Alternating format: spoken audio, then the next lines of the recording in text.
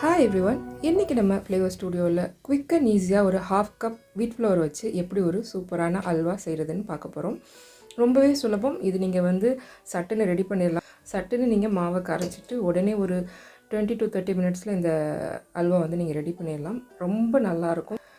வாங்க வீடியோக்குள்ளே போகலாம். இந்த இன்ஸ்டன்ட் வீட் ஹல்வா செய்கிறதுக்கு முதல்ல நம்ம அரை கப் அளவில் கோதுமை மாவு எடுத்துக்கலாம். நான் அரை கப்புங்கிறது மெஷர்மெண்ட் கப்பில் எடுத்திருக்கேன். இதை நம்ம முதல்ல நல்லா சலித்து எடுத்துக்கலாம். இப்போது 1/4 டீஸ்பூன் அளவு சால்ட்டு சேர்த்துக்கலாம். இப்போ பார்த்தீங்கன்னா நான் இந்த கப்பில் தான் மாவு அளந்து எடுத்துக்கிட்டேன். ஸோ 1 பங்கு கோதுமை மாவுக்கு 2.5 பங்கு சுகர் சேர்த்துக்கோங்க. 5 பங்கு தண்ணி, அரை பங்கு நெய் அல்லது ஆயில் கூட நீங்கள் சேர்த்துக்கலாம். பட் நீங்கள் நெய்யில் செஞ்சால் தான் அல்வா ரொம்ப டேஸ்ட்டாக இருக்கும் அந்த ஃப்ளேவரோடு சேர்த்து. இப்போது நம்ம எடுத்து வச்ச தண்ணியில் கொஞ்சமாக ஒரு கப்பை ஊற்றி முதல்ல மாவை கட்டிகள் இல்லாமல் கரைச்சி எடுத்துக்கணும். கட்டிகள் இல்லாமல் நல்லா கரைச்சதுக்கு அப்புறமா இதில் மீதி இருக்க தண்ணி எல்லாம் சேர்த்து நல்லா கலந்து விட்டுக்கோங்க.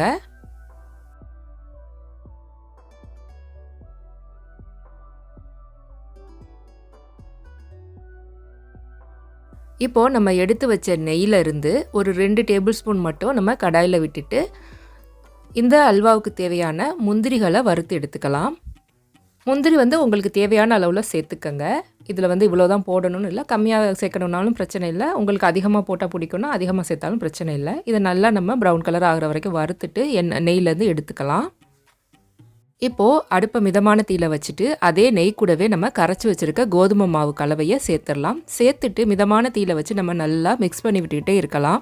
இப்போ நம்ம இதை மிதமான தீயில வச்சு இந்த மாதிரி மிக்ஸ் பண்ணி விட்டுகிட்டே இருக்கும்போது பார்த்திங்கன்னா கொஞ்சம் கொஞ்சமாக கெட்டியாக ஆரம்பிக்கும். இந்த ஸ்டேஜில் நம்ம பக்கத்தில் ஒரு அடுப்பை ஆன் பண்ணிவிட்டு நம்ம 2 கப்பு சுகர் எடுத்து வச்சுருந்தோம் இல்லையா, 2.5 கப் எடுத்து வச்சுருந்தோம். அதில் அரை கப் அளவு மட்டும் எடுத்து தனியாக வச்சு கேரமலைஸ் பண்ண வைக்க ஆரம்பிச்சிடலாம்.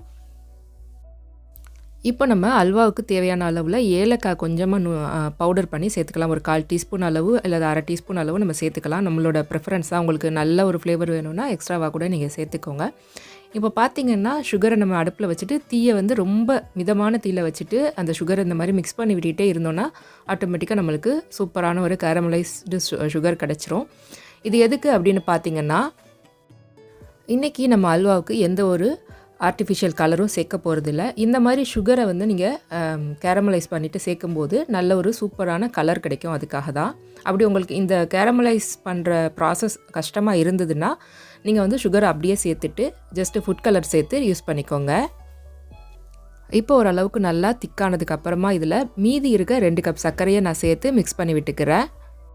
நம்ம சுகர் சேர்த்ததுக்கப்புறம் பார்த்திங்கன்னா கொஞ்சம் திரும்ப தண்ணி ஆகிற மாதிரி இருக்கும். பிரச்சனை இல்லை, நீங்கள் மிதமான தீயிலே வச்சு நல்லா மிக்ஸ் பண்ணி விட்டுக்கிட்டே இருங்க. திரும்ப கெட்டி ஆகிரும். இந்த ஸ்டேஜில் நம்ம கேரமலைஸ் பண்ணி வச்சுருக்க சுகரையும் சேர்த்துக்கலாம். இப்போ பார்த்திங்கன்னா தெரியும், நான் கலந்து விட ஆரம்பிக்குமே கொஞ்சம் கொஞ்சமாக அந்த அல்வாவுக்கான கலர் வர ஆரம்பிக்கும். ஸோ அதுக்காக தான் நம்ம சுகரை நல்லா கேரமலைஸ் பண்ணி சேர்க்குறது. இன்னொன்று, கேரமலைஸ் பண்ண சுகரோட ஃப்ளேவர் ரொம்ப நல்லாயிருக்கும்.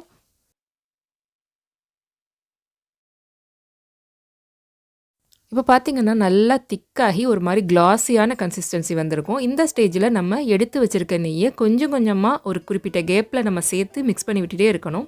இப்போ பார்த்திங்கன்னா நம்ம அரை கப் நெய் எடுத்துருந்தோம் இல்லையா, அதை ஒரு 2-3 வாட்டி கொஞ்சம் கொஞ்சமான அளவில் நம்ம சேர்த்து மிக்ஸ் பண்ணி விடணும்.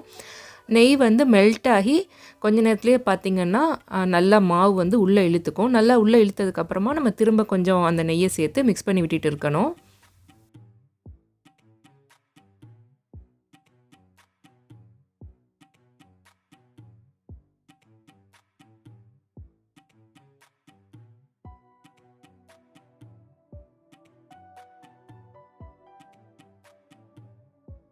நல்லா அந்த ஓரங்கள்லாம் ஒட்டாமல் திரண்டு வரும்போது நம்ம வறுத்து வச்சுருக்க முந்திரியவும் சேர்த்து நம்ம கலரி விட்டுக்கலாம்.